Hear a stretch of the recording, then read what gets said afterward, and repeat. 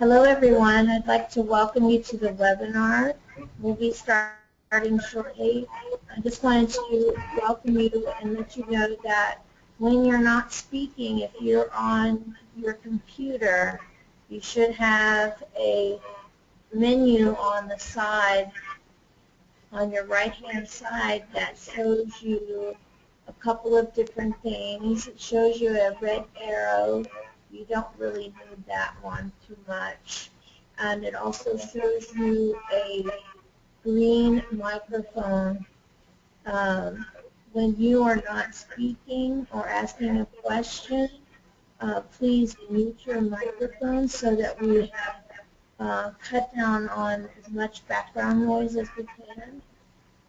My name is Teresa Moore, and I will be working with you today on the presentation using focus groups to build your community goals.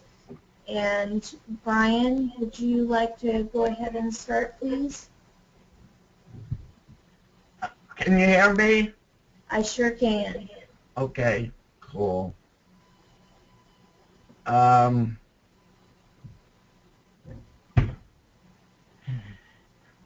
We welcome everyone to the webinar. Kind of help me, Teresa. Tell them about what SAVE is doing. Oh, Liana, can you get the PowerPoint up, please? yeah, that would help. Well, SAVE got this grant where Community United, where we work on, where groups to start, where the groups start their own group, become a nonprofit organization. And Teresa and I've been running it, been doing a good job, and so how's that? That's great, Brian. Thank you. Next slide, please. So the purpose of today's webinar is to identify community needs for focus groups, and also we're going to be talking about community forums also. Next slide, please. We will identify the needs of people with disability in your community, help your group to or organization to talk with other people or groups in your community, and decide on the goals they can take the lead on, and which ones other groups could try to take the lead on. We don't have to do everything all at once. There are some other groups that may have expertise, and we can be the partner. So we get to decide which ones we are going to take the lead on. Next slide, please. So one of the things that we have to do is we have to see what's going on in the community, and you have to do this thing called a needs assessment. And basically that's a picture of the community needs. And you might do a community assessment for different things that you want to work on. Maybe you want to support senior citizens in one of your goals, so you might focus your energy on finding out what resources that group has in the community, where there's needs, different kinds of things.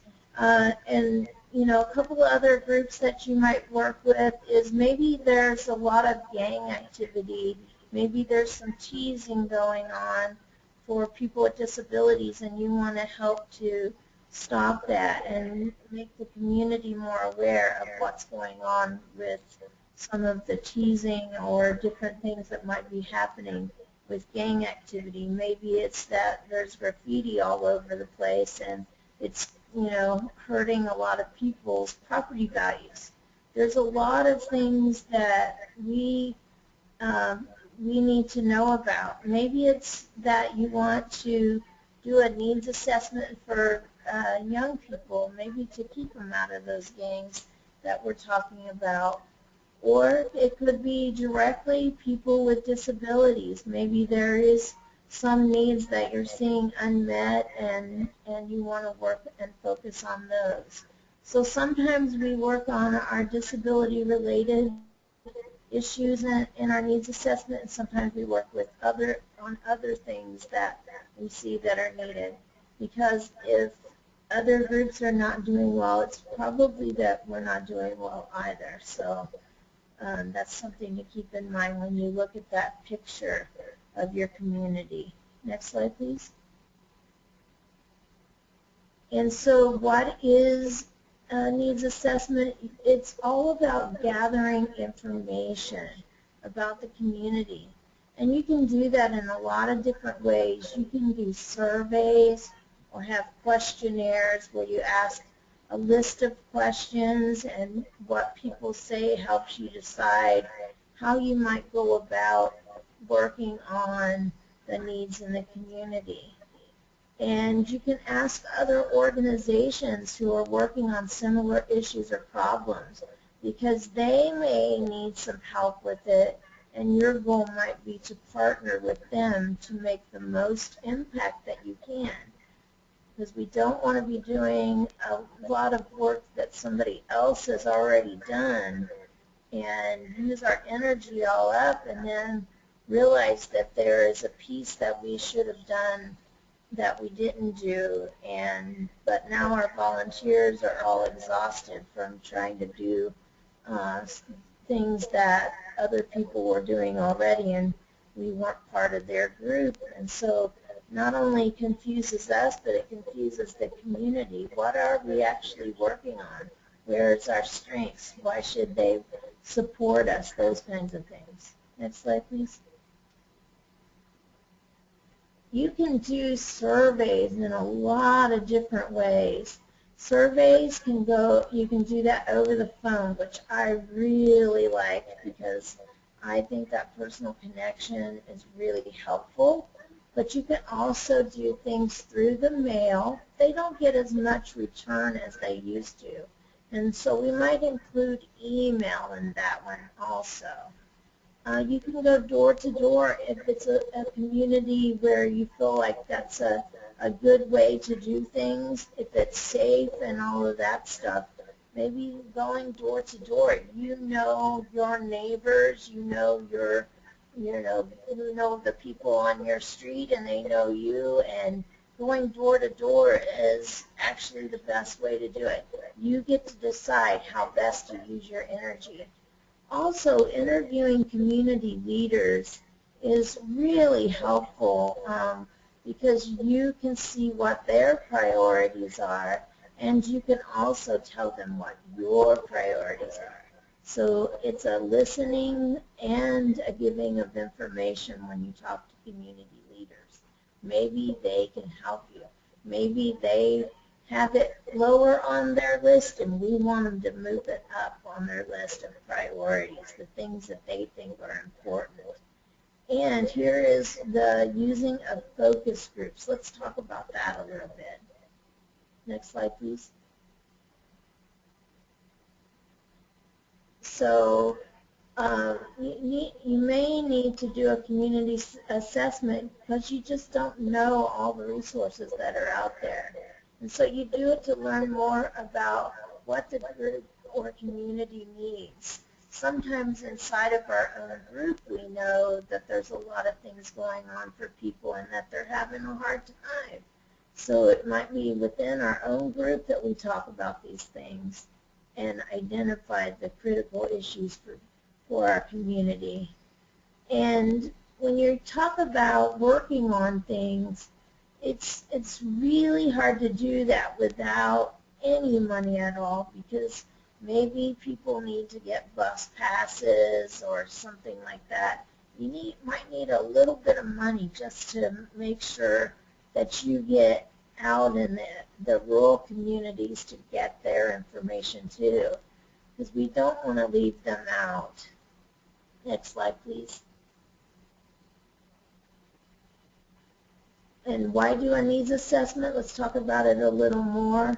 It's to make sure that our actions are what the community wants. We don't want to put a plan into place and make it just what we want. We want to make sure that it's going to be supported by the community. You will get more volunteers that way. You'll maybe get some financial or some money from your community to help you carry out your activities. So you want to make sure that you've listened carefully to what they've said and you work on things that are important to as many people as possible. Next slide, please. And let's talk about your target audience. That's the group of people you want to work with on their issues. And we'll talk about that in the next few slides. Next slide, please. Now, sometimes it's hard to think about who it is that we want to work with. But sometimes when you look at a certain community, you're thinking, okay, who are most of the people that live there? And is there something going on in their community that's making it really hard for them? So sometimes we do talk about the race of someone, and that's talking about their physical appearance or skin color. That's their race. And then there's this hard word that's called ethnicity, and it is really talking about what nationality or culture or ancestry or language or beliefs that the group has. Your target audience may be someone or a group of people that we're looking at ethnicity. I hope I'm saying that as accurate as I can. I apologize if I didn't. The next thing that we want to look at is your target audience again. Some of the things that we're going to look at is their economic status, their income, how much money they make, and that could, sometimes we talk about that and how much money you make a month, or sometimes we talk about how much money you make in a year. And, you know, some people with disabilities, they have a very low income that they have to work with. And if we're working with them, we want to know a little bit more about that group of people.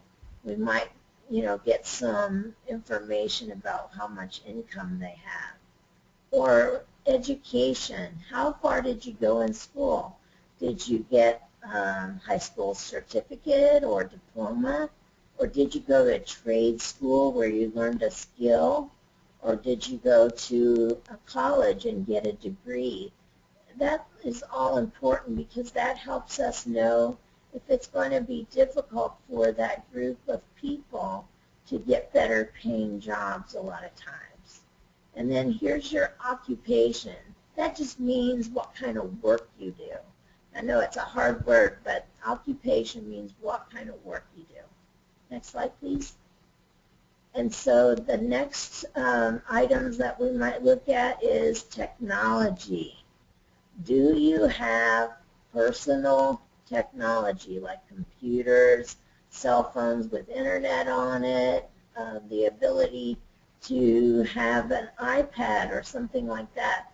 Maybe you have it at work or school, so you are connected. You know how to do things that will make your life better by knowing about technology. And we have learned that it's really difficult when a person doesn't know how to use those things.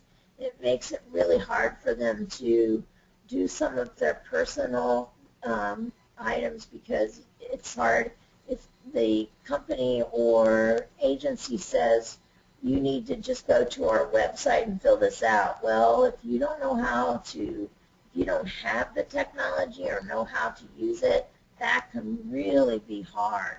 And I'm afraid that's kind of where things are going. So as many people as we can, we need to identify that technology is still an issue for people so that we can get to the right people and try to make a change in those folks' lives. Location is where you're gathering your information. Maybe it's in an urban area, which means in the city, or maybe it's in a rural area, which means laying out farther, more country, not so close to things, and that you want to make sure that you're paying attention to that. Okay.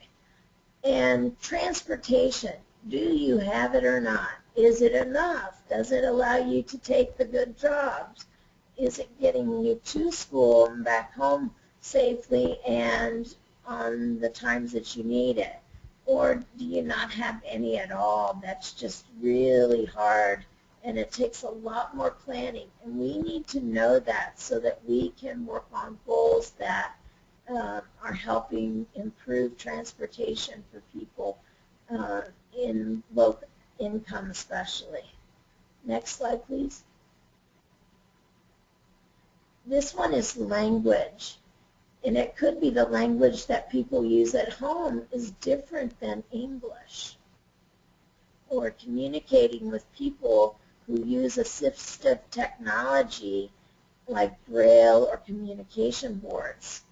We know that when we are trying to gather information from folks that use technology to communicate, that we need to allow more time for them to process what they want to say and what they want to do. So when we're planning, if that's the group of folks that we're going to be working with, we want to make sure that we don't make them feel like they're going to be rushed.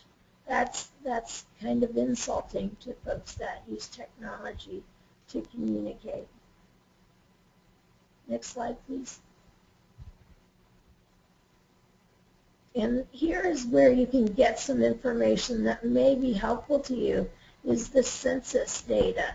That's when they go around and they count how many people are in your house, and you know, the different ethnicities that are present in the home and ages and things like that. They gather all that information and they put it together for us, and it's really helpful sometimes to look at that and see where it is that certain groups might be living, or you know, what kind of income they might have. Next slide, please. So here's some more community resources that you might get in touch with or work with to get information about your target audience. And they identify resources in the community, and agencies like the Department of Health often are working on different projects, and they may have some information that might help you about your target audience. You can also talk to local leaders. You can bet that they've spent some time to figure out who is their group of people that are their voters, their constituents. That's the big fancy word for that. It's the people that are voters that they're interested in getting their votes. So local leaders a lot of times have done some research, and they may share with you just so you can help them reach out to the community. And other nonprofits who've done grants or done any kind of research, they will probably be more than willing to share with you different reports that they've done, different projects that they've done that's been helpful, so you don't repeat the same thing. Maybe it's something that you want to continue and connect with those people again that they've worked with. Next slide, please. So this is all about getting the word out. And this is a little more about focus groups and community forums. And let's go to the next slide, please. So let's talk about focus groups. You've probably been around them but didn't know that you were part of a focus group. It's usually a small group of people. They say 6 to 12 is a good size for a focus group. And people are similar in at least one way or more. And the groups are guided through a discussion by a facilitator, And if you listen to our last webinar, we talked about facilitators. That's a person that usually stands up in front and helps the group answer questions and get through their goals of completing the activity. So a facilitator of a focus group wants to make sure that they use the time well and get all the information that they need. And that topic that they're talking about is usually very clear. In the past, I have done focus groups with a small group of people about their Medicaid and Medicare activities to see if they were happy with the services they were receiving. And we did that as a small focus group so that we could capture stories. And the goal of the focus group is to gather ideas from the group members. Next slide, please. I found this really interesting checklist that I thought would be helpful about focus groups. And it kind of tells you the order that they felt most things should go in. So they talked about advance notice.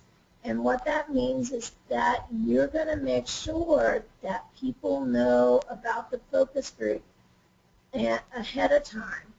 And you've given it some thought about who you would like to invite. Now, we know that we're really good listeners, and you might have heard somebody complain about something or speak positively about something, and you would like them to be part of your focus group. And you need to have a flyer or a letter to give them to invite them. And it says the date and time and place. You'll also contact your participants, the people that you want in your focus group, again, and just remind them that you're doing the focus group and you really would appreciate their participation.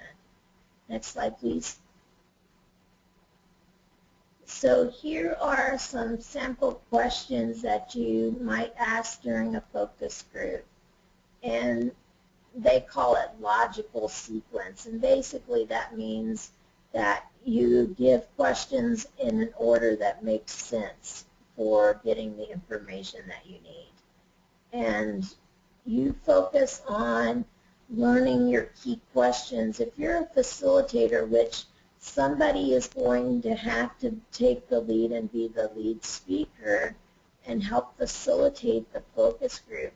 And this checklist should help any self-advocacy group work towards having a focus group if you would like to.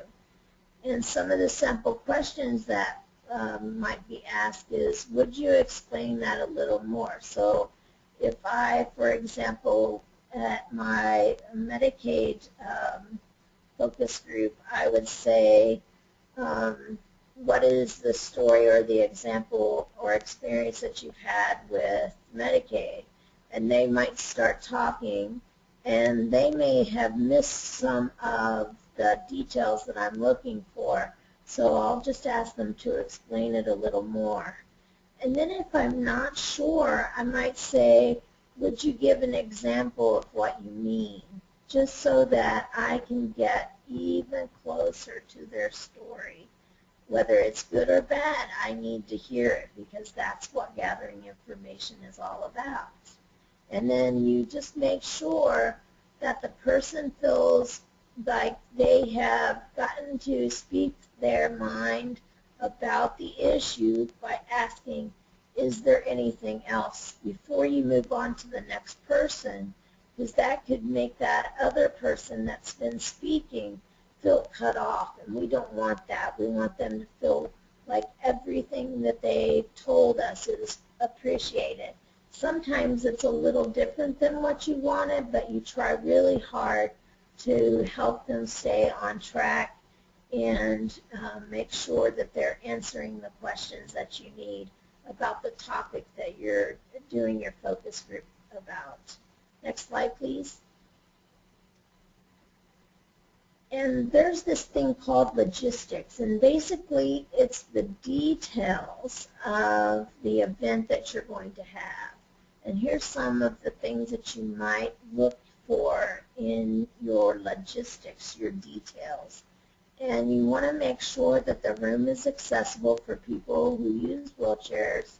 You want to make sure there's tables because that's more comfortable, especially if the event is more than a couple of hours that you're going to be visiting with people. And if you're going to serve food or snacks, it's just good to have tables for people to use. And it can be round or the long tables, but I like round ones because I think it makes people talk to each other when there's breaks and things like that. It makes it a little easier.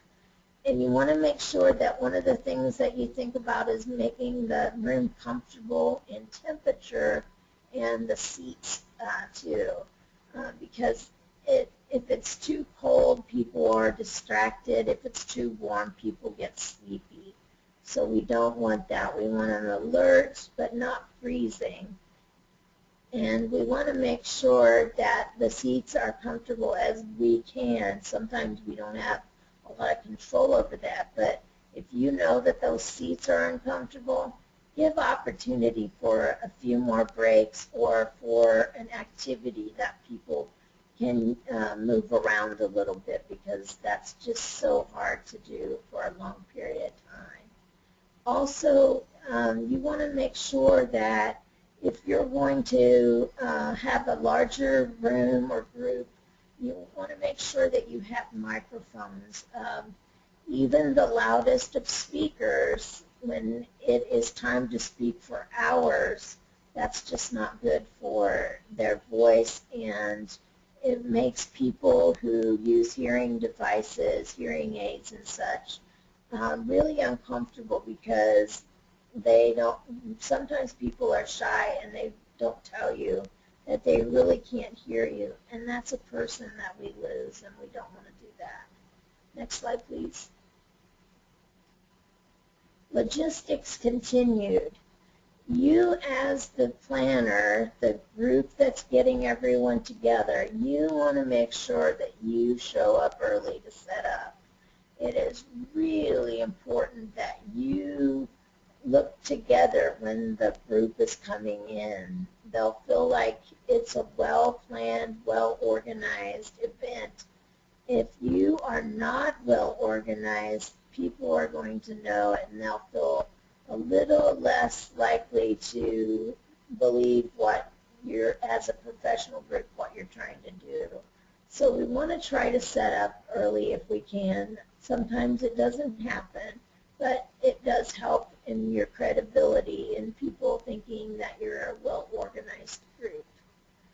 Also, name tents. That's those little tents that are on the table, the little pieces of paper that tell people's names, and it's bigger than a name tag, so it makes it a lot easier for the audience to see the name of the presenter. And if you have a setup where you can do name tents for the people attending, that's also real helpful to your facilitator to be able to speak to people by their names. It's just makes a bond that no other way can do. You want to place microphones on the tables. Sometimes you have a couple, sometimes you only have one. So you'll do an interview kind of style where you'll walk to them and talk to them. And then we want to make sure that we use big paper and on an easel and have it near the facilitator. And I like to ask a volunteer to write the comments, or have one of my teammates or my group members write the things that people say down. It makes them feel good that they have something they contributed gets recognized, and that's why you want to write stuff down. And some groups now are using digital recorders. Basically, it's like a cassette tape, but it's modern and it's digital, and it lasts a lot longer than your tapes do. and you can take it back and plug the information directly into your computer, and you'll get your notes a lot quicker than somebody listening and having to type things up. But just to be on the safe side, you want to make sure that you have batteries, and you want to make sure that you have extension cords for all of your equipment, your computer, your projector, or your LCD, your system that shows the slides that you're going to use or information that you're going to use. Next slide, please. Here's a little more to logistics. And I know it's a lot, but it just really helps your meetings and your gatherings go a lot better if you plan ahead, especially if you're even having breaks. To give people something to talk about might help them to connect to the people at their tables or near them. And you want to try to keep the experts and the talkative folks near the facilitator so that they can help control how much they are giving to the presentation. If they're taking up all the time and nobody's getting a chance to talk, that can really be frustrating to your audience, and you may lose half of them on your very first break because they don't feel like they're valued. If I have them near me, I can control them a little bit better and say things like, okay, for those who haven't talked yet, we'd love to hear from you, and ask a particular table to start off the conversation so that you can get as many people's ideas and comments as you can, because if it's all one-sided, your community is not going to be happy with you. And also, I like to, if I know some people are really shy or quiet, I want them to be where I can see them and see if they're talking to people at their table.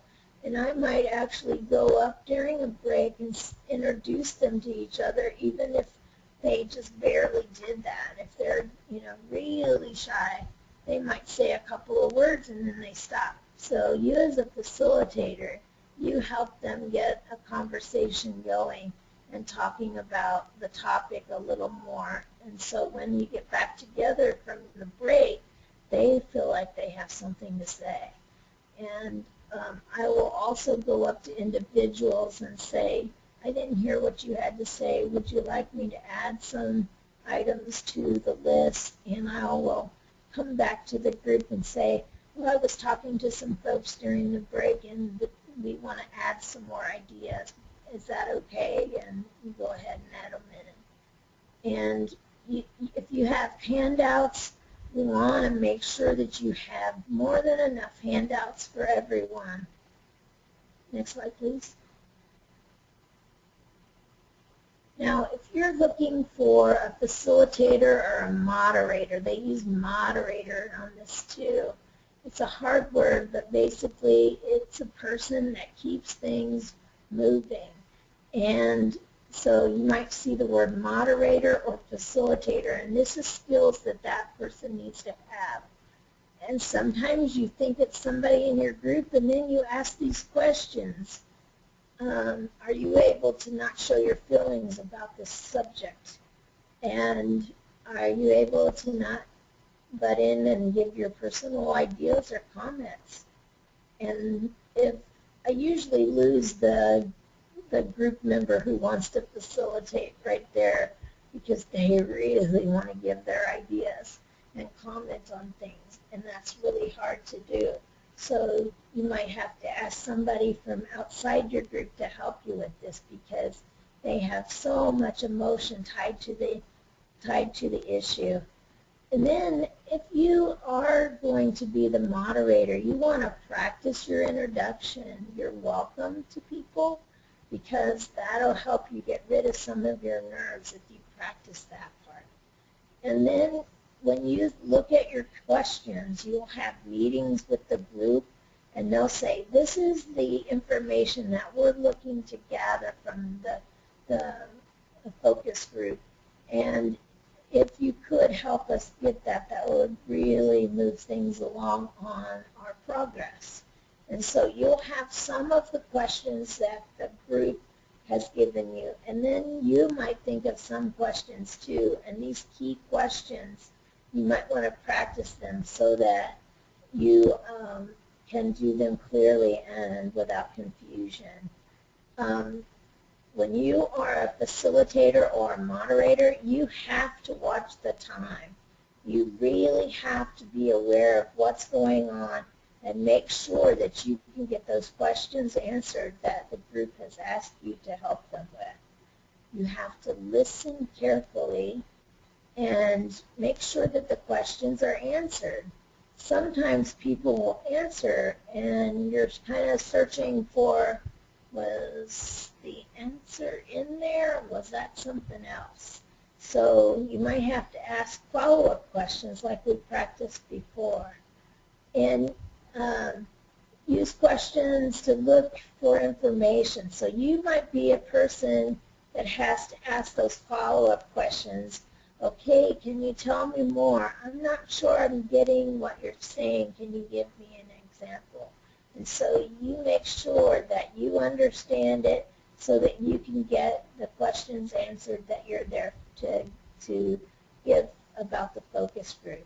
Next slide, please.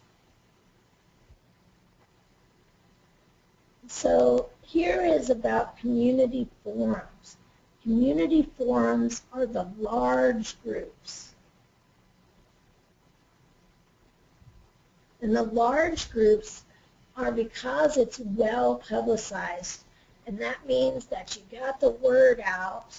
You reached out to all kinds of different organizations to help you get people there.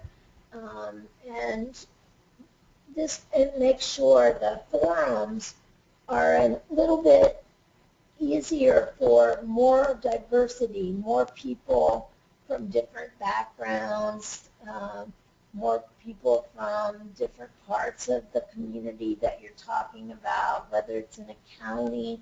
There's all kinds of people living in a county, so you don't want to leave anybody out, and you want to make sure they get invited.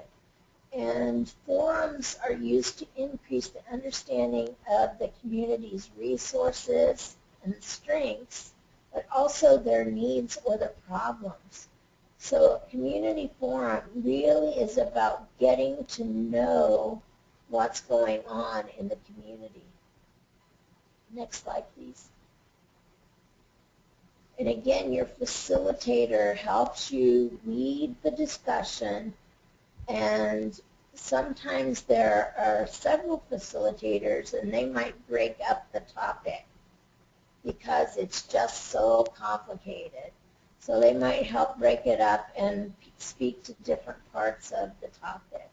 So if it's something to do with accessibility, there may be somebody that's talking about what their experiences are, and then somebody's going to talk about traditionally this is how we resolve these issues. Somebody else might be talking about the money that's involved in making those modifications and how they need the support of local businesses to help supplement the money that they're using to modify the community to make it more accessible. And so that might be the different topics, but it's all about the same thing, making the community accessible. But, you know, it takes a lot of people to break down and get all the information so that the audience can come in and say, okay, I want to talk about this part of the issue. I want to help with this part of the issue. And it makes it more able to get more things done and to step forward instead of, you know, trying to wait for the next meeting to get that financial information or something like that.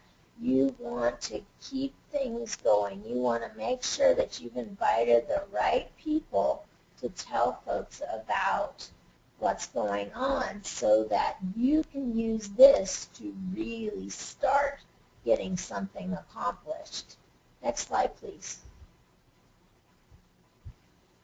And so one of the things that you have to do, whether you're doing a focus group or a community forum, is that you need to make sure that somebody is going to follow up.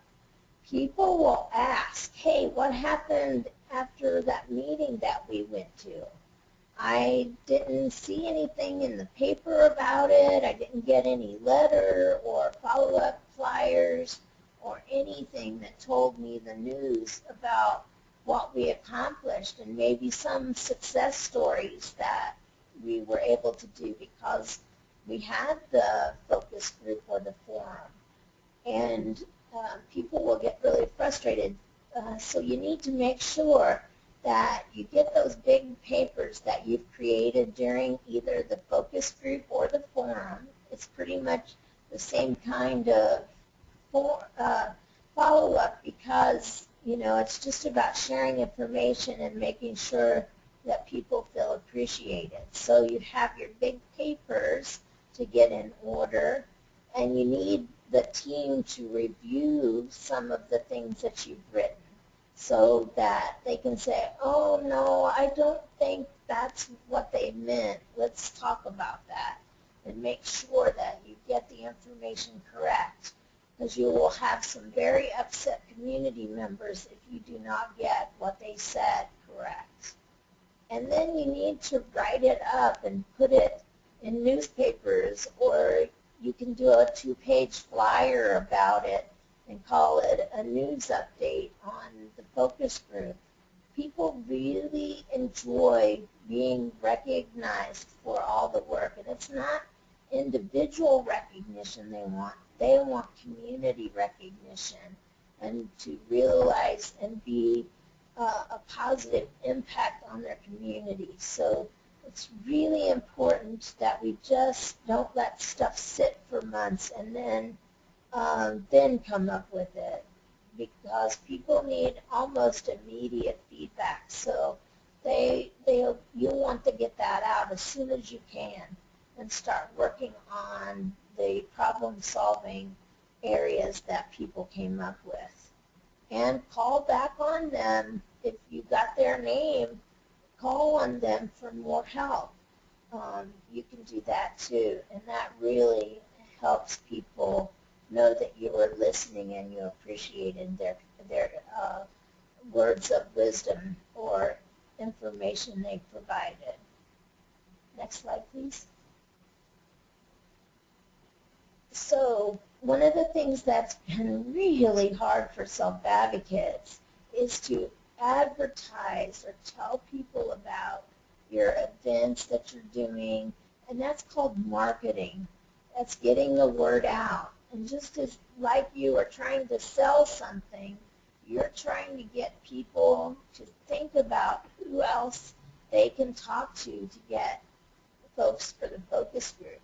Maybe you haven't identified all the people yet, and we need people to tell us, hey, do you have somebody else with a story like that? We'd really like to connect with them. And on this focus group, this person contacted family members and coworkers and folks like that to see, and neighbors are in there and friends, to see if you can identify more people for the focus group or to get support for the focus group. So we know that some of the agencies and stuff have listservs, and that's just a large group of people that's on the internet that they have in an email group that they send out. Some groups and agencies have great newsletters, and getting our event in their newsletter is not as easy as you would think, because every newspaper or newsletter has a deadline, and it's usually the month before, so they can have time to work on it and get it put together. So, for example, if you wanted to put something out in November, you might actually have to get it to them by October the 15th to be in the November newsletter. And the other thing that groups have is websites. And there are some websites that people look at almost every day. And if you can think of the websites in your community that you know people use all the time and get your event in there, that's going to really help you. And then there's word of mouth, like we just talked about, family members, coworkers, friends, neighbors. Word of mouth is a terrific way of getting people to come to an event. And direct phone calls, and basically just calling people and saying, hey, would you go to this event with me? I think it's going to be really cool. We're going to, really makes a difference in the community. And I know that the community means a lot to you because you're very active. And I would really appreciate it if you could come with me. And if you can't come with me, maybe you can get another group of people and come. That will be really helpful. Because if nobody knows about it, it's not going to change. And I often make an invitation flyer. It's a little bit different than an invitation in a note card, but it's a flyer that has all of the information, but it starts out, I would like to invite you, or we would like to invite you to our event. And make it a little bit different than just giving location, time, and date. Make it a little friendlier. Next slide, please. And then marketing, some more ideas would be if you're doing a community forum and you want a large group of people, you can send out news alerts to other groups. You can make that flyer that's going to sell the idea of them coming. You can talk to news channels and do interviews. That will get you a lot of attention, and it will tell that community, hey, we're in your community, we're looking for you to come to this meeting, and this is what we're going to talk about. And this is, our hopes for change if more people get involved. And then you could do a listserv and have scheduled, I call them blasts because I'm probably old and that's probably outdated name, but it's about sending out the announcement over and over again. You send it out a couple weeks, maybe months ahead, and then as it gets closer and closer, you send it out more and more. So you might send it out 6 or 8 times before the event to try to get that large number of people that you're going to need to make this change. Next slide, please. Now, we know that there are some things that get in the way of individuals with disabilities participating. And it's hard because some of them, it's easy to figure out what to do, and other ones, it's hard to figure out what to do. And one of the things is that there might be policies in your state that make it hard for you to get people with disabilities to come out of their group homes or nursing homes to come to meetings. And, maybe they can only use the van when it's at the facility, not to go anywhere in the community.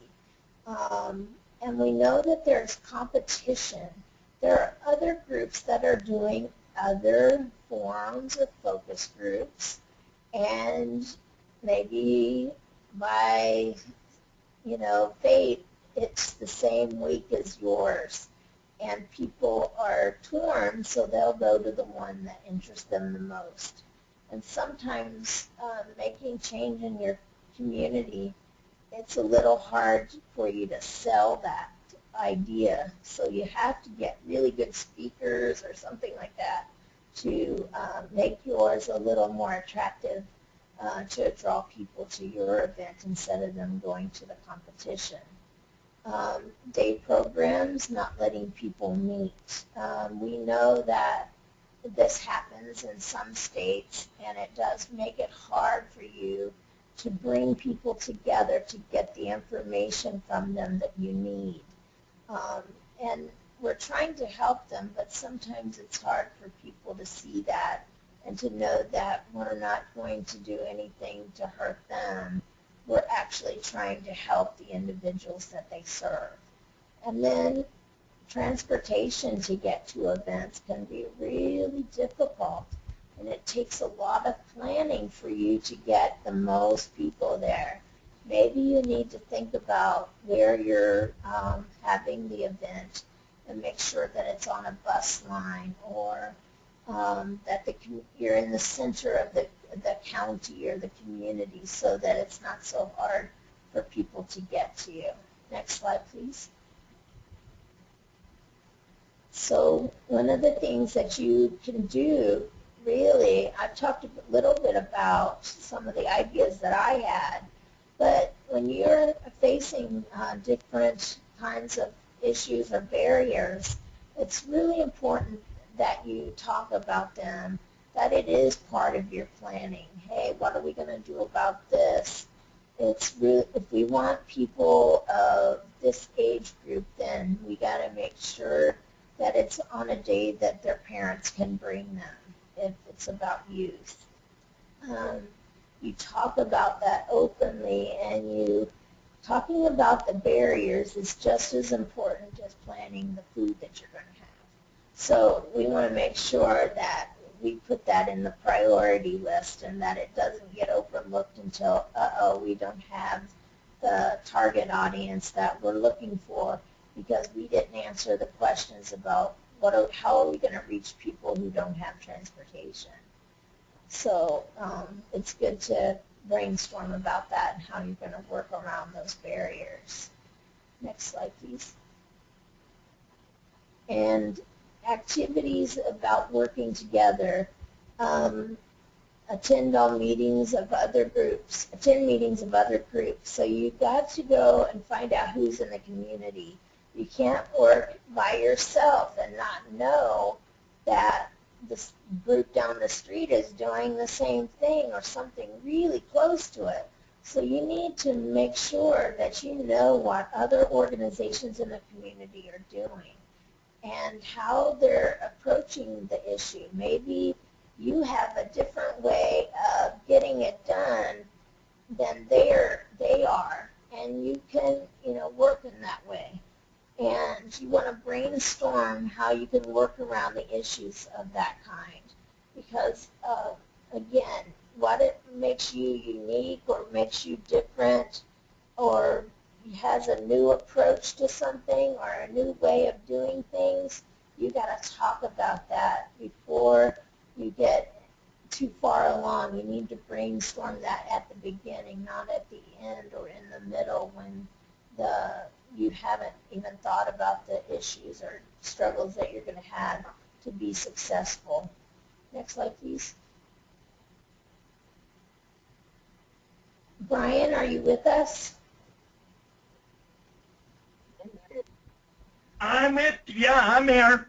Okay, would you like to talk about our Community United Resource Center? Yes, the resource center is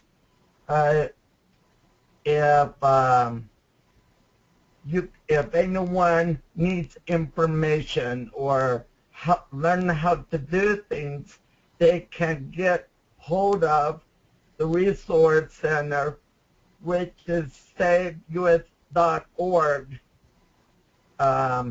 website, and there will be information there for all groups or everyone across the nation where they can learn and put it to use. And are we still looking for resources to go in there, Brian? What's that? Are we still looking for things to go into the resource center? Oh, yeah. Oh, yeah. Oh, yeah, absolutely. With everything, with technology, where technology is going forward, um, there's never too much information.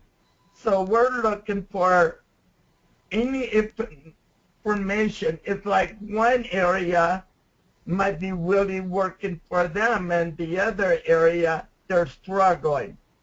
And so, one thing I've learned with people with disabilities, come up with unique and just awesome ideas. And so we're looking for it, and we would love to have people turn in the resource to us so we can put it out there and other groups can or would help, um,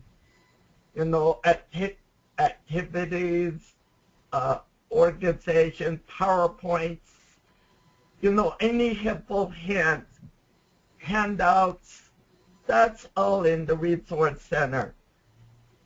But we're always looking for more information, and we would love you to turn it into us so we can share it. Next slide. So Brian, this next slide is all the different kinds of things that we're looking for. On that list, which one is something that you think would be really helpful? Just highlight a couple of them. A couple of them? Yeah. Well, one is social networking.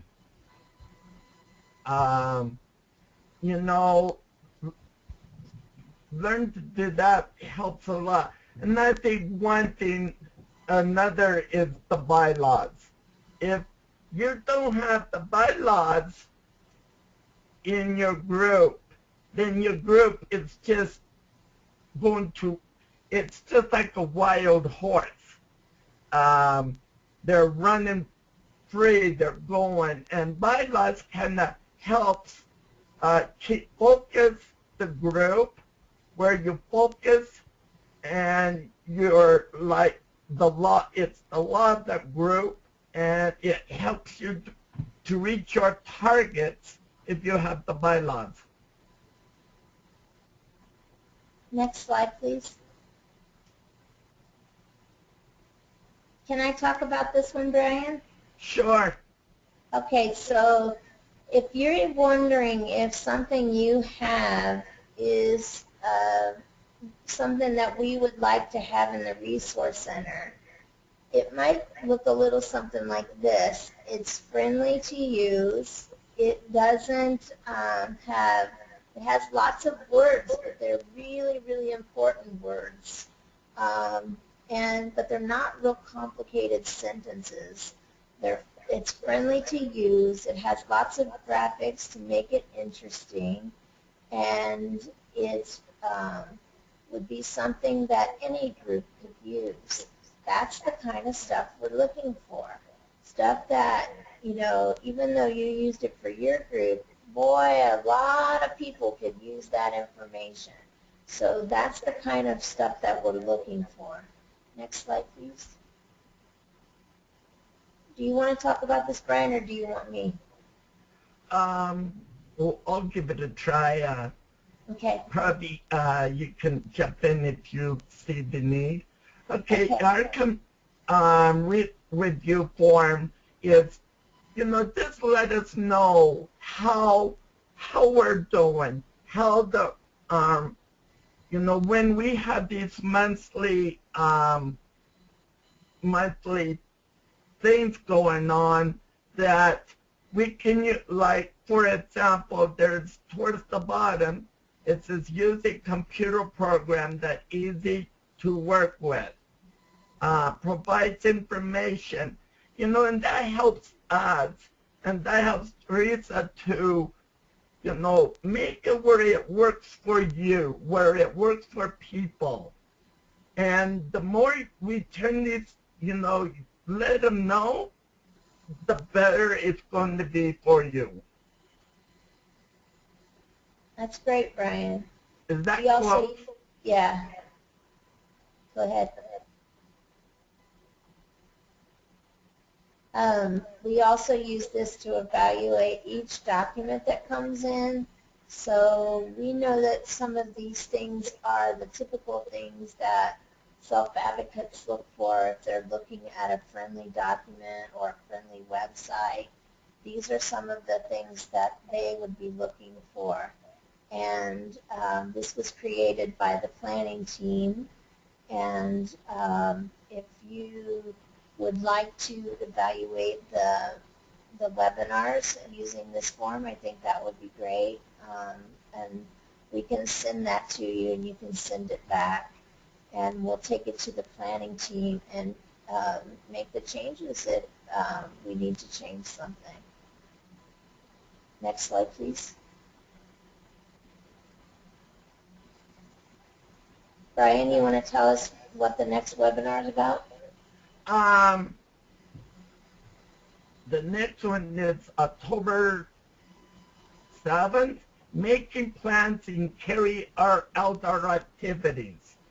That's what our next one's going to be, where, you know, it's good to know to make plans, and something where I struggle is sometimes is how to carry them out. I sometimes really struggle with that. So this is something I encourage you to be on our webinar. At that time, I'm going to be in Oklahoma, but it's going to be cool. Encourage you all to get on there and to get on this one, to learn how to make plans and then how to make them where they're successful, carrying them out. Thank you, Brian.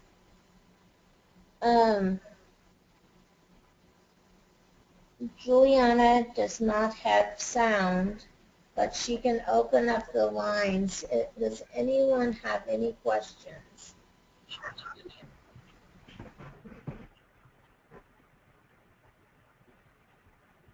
If you're doing a focus group or getting ready to plan a forum, do you have any questions for us? We have the lines open if you have a question.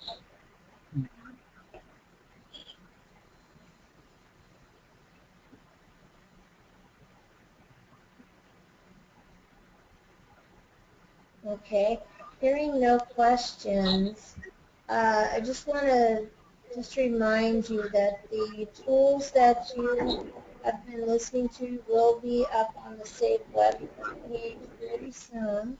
They're not there yet, but if you would like, you can send us an email and we'll send them out to you individually until the website is ready. We hope that the webinar has been very helpful to you and to your group, and would love to hear back from you on how you like the webinar. And if you'd like to do a survey review of it, I'd be happy to send you the form to do that also. Brian, did you have anything else that you would like to say? No, well, I want to let folks to know, you know, there's some groups right now they're going, but right now there's a bunch of them that is struggling. So so we will encourage, if that's in your state, kind of help share technology around, and you know, this goes clear to December, right? That's the webinar go December. December 2nd is the webinar for December. Is that the last one? Yes. And we encourage everyone to use it to get courage, because there's a lot of information on these. And if if you are struggling, want to go, you can always go back and say, oh, this certain month, this is what we're struggling right now. Kind of go over it and kind of help you out. That's it. Thank you, Brian. Is there any questions? I just want to ask one more time. Also, Brian talked about the last couple of webinars. We have not decided what they will be about. We have received lots of feedback, and we will be working with the planning committee to figure out how we're going to decide the last two. They wanted to make sure that people could write into us and tell us what their group needs. And so if you are interested in sending a topic into, we are still open on the last two webinars, what those will be, because we wanted to give you what you wanted. And there were so many on the survey that had the same number of people asking for them that we thought we would open it up to even more ideas. So if you have an idea for a webinar, please give us a line. My email is mooreadvocacy@hotmail.com. That's MOORADVOCACY@hotmail.com. And I would love to hear from you. You can also send a message through the SAVE website. So look forward to hearing from you. I'd like to thank Brian for helping me out today, and thank you, Juliana and George, on the technology side. Everyone have a great afternoon, and we look forward to hearing from you. Thank you so much for your time. Have a great day. Thanks. Bye-bye.